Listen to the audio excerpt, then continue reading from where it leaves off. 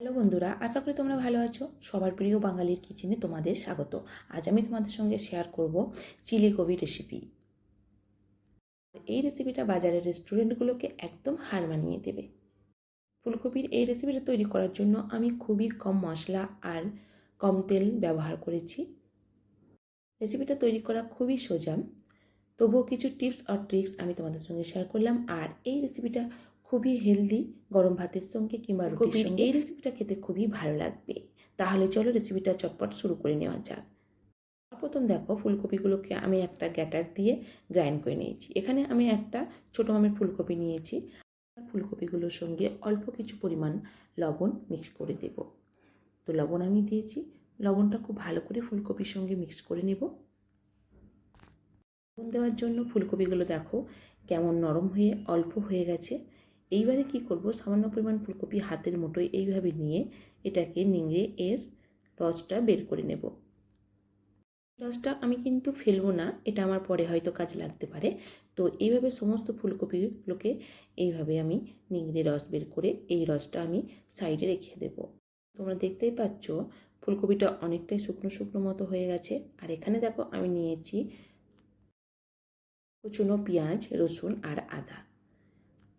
প্রথম পেঁয়াজ আমি ফুলকপির সঙ্গে দেব।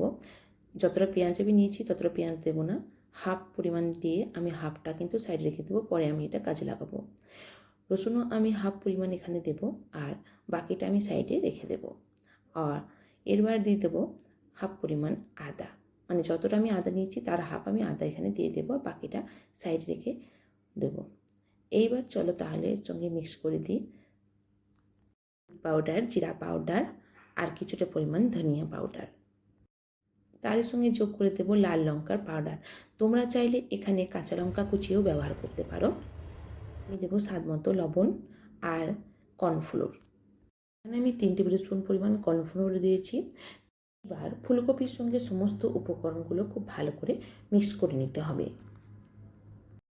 তো এখানে আমার আর কিছুটা পরিমাণ কর্নফ্লোরের দরকার, সেই জন্য আমি আর 1 টেবিল স্পুন পরিমাণ কর্নফ্লোর দিয়ে দিয়েছি। আর তার সঙ্গে দিয়ে দেবো গরম মশলার পাউডার। এইবার সমস্ত উপকরণগুলো এইভাবে হাতে করে মিক্সড করে নেব। এখানে কিছুটা শুকনো শুকনো মনে হচ্ছে, ফুলকপির রসটা যেটা আমি সাইডে রেখেছিলাম সেটা হাফ আমি এর সঙ্গে দিয়ে দেব। এইভাবে দিয়ে আবারও আমি খুব ভালো করে মিক্সড করে নেব। এবার এর সঙ্গে মিক্স করে দিতে হবে সর্ষের তেল। তো আমি এখানে 1 টিস্পুন সর্ষের তেল দিয়েছি, আর খুব ভালো করে আবার এটার সঙ্গে মিক্স করে নিতে হবে। তাহলে চলো, এটা একদম রেডি হয়ে গেছে। এটাকে এইবার কিন্তু আমি ফ্রাই করব না, এটাকে আমি স্টিম করব, মানে এটা ভাপিয়ে নেব। তো ভাপিয়ে নেওয়ার জন্য দেখো একটা প্লেটের ওপর আমি বাটার পেপার রেখে দেবো, আর বাটার পেপারের ওপর আমি একটু তেল লাগিয়ে নিয়েছি। এবার ফুলকপির যে পুরটা আমি তৈরি করে নিয়েছিলাম সেটা এর ওপর দিয়ে দেব, আর খুব ভালো করে এটাকে সেট করে দিতে হবে হাতে করে, সুন্দর করে চারিদিকটা। তোমরা দেখতে পাচ্ছ চারিদিকটা আমি খুব ভালো করে সেট করে নিয়েছি। এইবার এখানে দেখো বড় একটা কড়াইয়ে আমি অল্প কিছুটা জল দিয়েছি। এইবার এই যে প্লেটটা এই কড়াইয়ের উপর বসিয়ে দেব।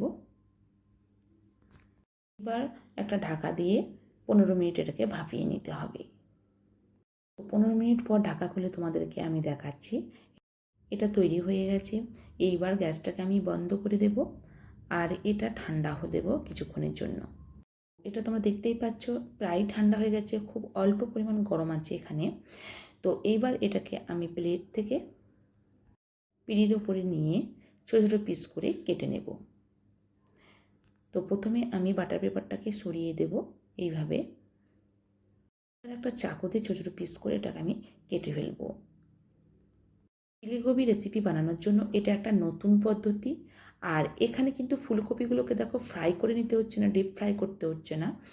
তো এরকমভাবে তৈরি করলে এটা একটা হেলদি খাবার, মানে এখানে অয়েল খুবই কম ব্যবহার করে হয়েছে। তো তোমরা দেখতেই পাচ্ছ আমি চৌকো পিস করে কেটে নিয়েছি। তাহলে চলি নেক্সট প্রসেসে। তো কড়াইয়ে আমি এখানে অল্প পরিমাণ তেল দিয়েছি, তেলটাকে একটু ভালো করে গরম করে নিতে হবে।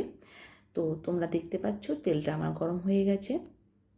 আর আমি একে একে ফুলকপির এই পিসগুলোকে এখানে দিয়ে দেব। খুবই কম তেল ব্যবহার করে এটা আমি স্যালো ফ্রাই করে নেব। ফ্লেমটাকে একদমই লো রাখতে হবে, আর ফ্লেমটা লো রেখে এটা ধীরে ধীরে ফ্রাই করে নিতে হবে। এগুলো আমি উল্টে পাল্টে ততক্ষণ ফ্রাই করে নেব যতক্ষণ পর্যন্ত এর ওপরে হালকা একটা ব্রাউন কালার না এসে যায়। এইবার দেখো এটা খুব সুন্দরভাবে ফ্রাই হয়ে গেছে। তাহলে চলো এইগুলোকে এরপর প্লেটের মধ্যে তুলে নিই। একে একে আমি সমস্ত ফুলকপির পিসগুলোকে ফ্রাই করে নিয়েছি, আর দেখো এর ওপর খুব সুন্দর একটা কালারও চলে এসেছে। এবার চলো তাহলে নেক্সট ধাপে চলে যাই। তো এখানে আমি একটা কড়াই নিয়েছি, আর কড়াইয়ের মধ্যে দিয়ে দেব তেল। এখানে আমি 3 টেবিল স্পুন পরিমাণ তেল ব্যবহার করেছি। তেলটা একটু ভালো করে গরম করে নিতে হবে। গরম হয়ে গেলে তেলের মধ্যে দিয়ে দেব একটা তেজপাতা আর রসুন। যে রসুনগুলো আমি কিন্তু সাইডে রেখেছিলাম সেই রসুনগুলোই এখানে দিয়ে দেব। এইবার এর মধ্যে দিয়ে দেব আদা, কুচনো আদা। প্রথমে আদা রসুনগুলোকে একটু ফ্রাই করে নিতে হবে। তো চলো তাহলে আদা রসুনগুলো একটু ফ্রাই করে নিই 1 থেকে 2 মিনিট। আদা রসুনগুলোকে আমি একটু ফ্রাই করে নিলাম। এইবার এর মধ্যে দিয়ে দেবো কুচনো পেঁয়াজ।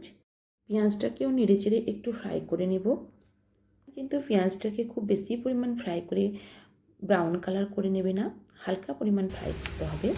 এইবার এর মধ্যে দিয়ে দেবো একটা কাঁচা লঙ্কা আর কিছু পরিমাণ ক্যাপসিকাম। পেঁয়াজের সাথে সাথে ক্যাপসিকামগুলোকেও ফ্রাই করে নিতে হবে। তো এটাও কিন্তু খুব হালকা করে ফ্রাই করতে হবে। এইবার চলো তাহলে মশলাগুলো দিই।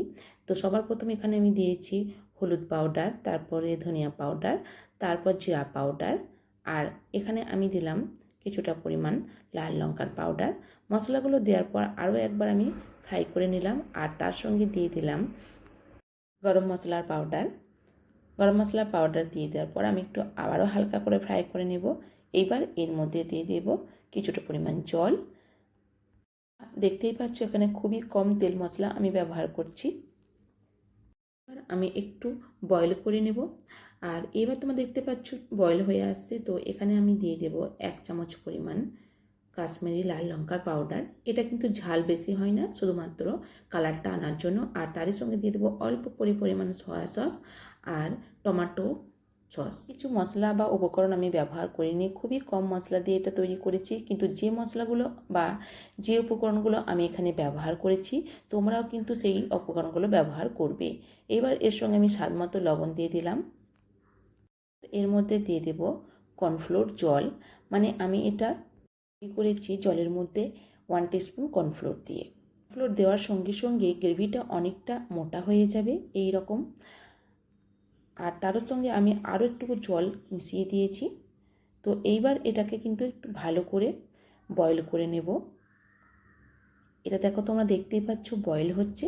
তো এই সময় আমি ভেজে রাখা ফুলকপির পিসগুলোকে এখানে দিয়ে দেব, আর হালকা হাতে সমস্ত পিসগুলো গ্রেভির সঙ্গে মিক্স করে নিতে হবে। খুব বেশি পরিমাণে কিন্তু এটা নাড়াচাড়া করলে চলবে না, হালকাভাবে এটাকে নাড়িয়ে এইভাবে মিক্স করে নিতে হবে। এটার উপর ঢাকা লাগিয়ে নয়, এইভাবে এটাকে ধীরে ধীরে বয়েল করে নিতে হবে। আমার একদম হয়ে গেছে, এর থেকে বেশি আমি বয়েল করব না। তো ফ্লেমটা আমি বন্ধ করে দিয়েছি, আর ওপর থেকে আমি দিয়ে দেব ধনেপাতা। এবার চলো তাহলে প্লেটের মধ্যে সার্ভ করে নিই গরম গরম। দেখতেই পাচ্ছ কতটা সুন্দর দেখতে হয়েছে, জিভে জল আনার মতো। দেখতে কতটা স্পাইসি লাগছে, একটাও ফুলকপির পিস কিন্তু ভেঙে যায়নি।